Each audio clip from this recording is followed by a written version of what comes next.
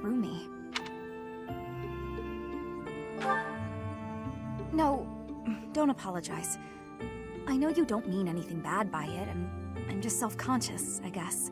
The thing is, I don't have anything to call my own. No land, no birthright, no fortune. Little knowledge or battle skill. I think that's why I always clung to my popularity as a diva.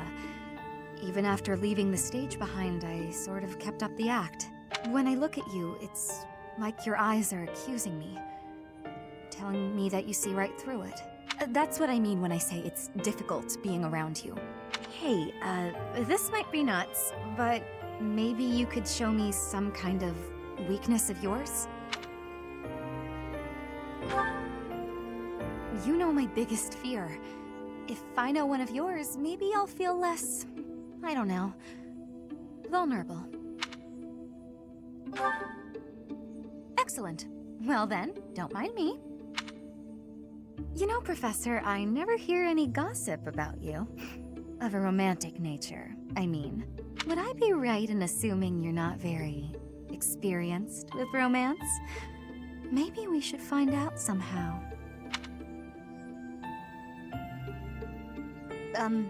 Professor? What's with you? Why aren't you reacting to anything I'm doing? Oh, come on. Is your heart even beating? You're making me lose my confidence.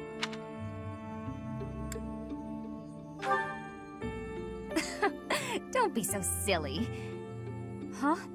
It really isn't beating? Is what I'd say if I were more gullible. You're just fooling around, Professor. I'm not sure how you did it, but that was a good one.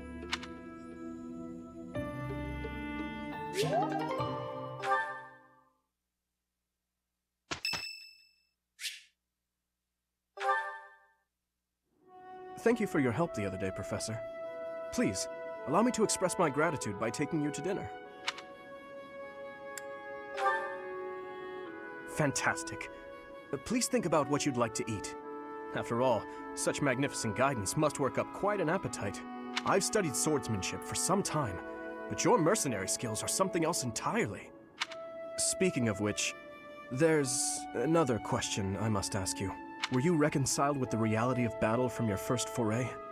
With the killing part, I mean?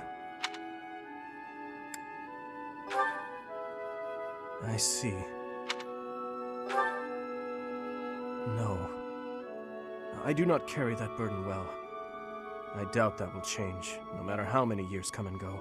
The first time I led on the battlefield, I was sent to quell a rebellion in the West. It was not a difficult fight. The enemy was not well trained, and their morale was low. A swing of the lance, and your opponent falls. A flash of your blade, and a path opens up. That's the sort of battle it was. Easy, right? The noble family from that area sought to seize the throne after my father's untimely death. The leader of the rebel army was defeated, and the rebellion quelled. This was at the height of the post-war period. I recall coming across a dead soldier's body. He was clutching a locket, and inside was a lock of golden hair. I don't know to whom it belonged. His wife? His daughter? Mother? Lover? I'll never know.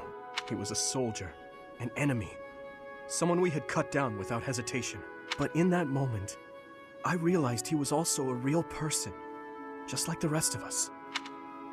Of course, we cannot stand idly by and allow anyone to commit senseless acts of violence. Yet, in dispensing what we call justice, we take the lives of cherished family members.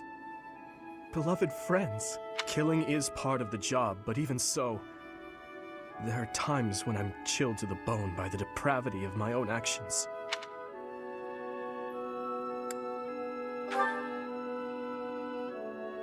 That you feel the same way is more comforting than you could know. Professor, may I speak freely?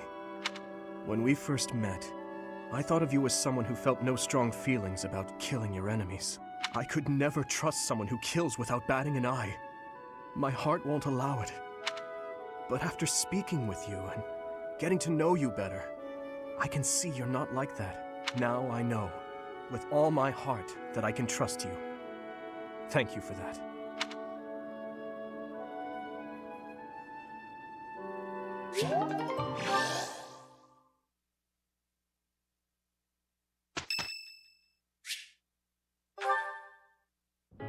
Hey, Professor, did I ever tell you what happened with that thief? I went after him, and I did manage to catch up, but... Sort of. I actually decided not to make him pay for it. My pockets were pretty empty after that incident, if you want to know the truth. Well, what happened was, when I caught him, I asked him why he stole the book.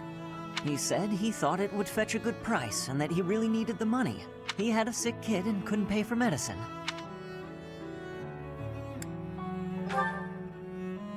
Oh, maybe you're right.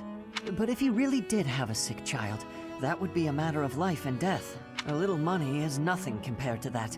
I'd rather believe a lie than risk someone's life if I'm wrong. And to be completely honest, there was a time when I wasn't so different from him. It was a long time ago, and I've put all that behind me now. But yes, I was. My parents died of illness, so I had to provide for my little brother and sister. I did my best to earn money for them legitimately, but I wasn't able to bring home enough. So I turned to thieving. From people on the streets, from shops, even from soldiers. I knew it was wrong, but seeing my brother and sister's smiling faces made me too happy to stop. I really regret that part of my life. I was stupid. But shortly after I turned 9, I crept into a local noble's mansion, aiming to steal whatever I could get my hands on. The noble had all sorts of valuables. But what really caught my eye was a book with a fancy cover. That book was Lug and the Maiden of Wind. The knight in the illustrations was so impressive I just couldn't tear my eyes away. You probably see where this is going. Moments after I grabbed the book, I was caught in the act by the noble. And that noble was none other than Lenato. But Lenato was incredibly kind. Without asking any questions, he gave me the book. And money, too. When I told him I couldn't read, he invited me into his mansion, along with my brother and sister. He taught me how to read, personally. So, with the thief I caught in town, I was trying to do the same thing. To be like Lenato. I want to make up for the bad things I've done. To leave this world better than I found it. That's why, even if it wasn't easy on my pockets, I'm proud to say I helped him. I know what you're trying to say. My contribution probably won't change much. And it's not like I have the money to help everyone who's suffering from poverty. Even so, I can't bear to stand by and do nothing. What else could I have done, Professor?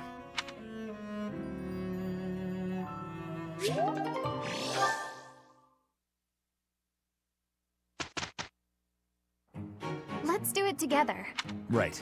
We will make this quick. This should be perfect.